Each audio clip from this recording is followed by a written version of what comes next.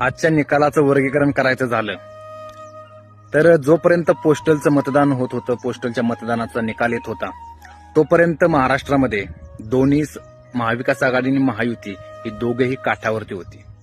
Postal मतदानामध्ये कुठल्याही प्रकारे घोटाळा करता येत नाही, ते डायरेक्ट पोस्टल मतदान असतं. परंतु ज्यावेळेस ईव्हीएमचं मोजमाप आलं, ईव्हीएम मशीनची आकडेवारी समोर यायला लागली, डायरेक्ट तुम्ही 220, 225 वरती महायुतीला घेऊन जाताय, हा आकडा या महाराष्ट्राने कधीही मान्य केलेला नव्हता. आतापर्यंत कुठल्याच सरकारला इतकं मोठं बहुमत या राज्यानं दिलेलं नव्हतं. हा सगळा ईव्हीएमचा खेळ आहे आणि ईव्हीएमनेच हे सगळे जिंकलेले.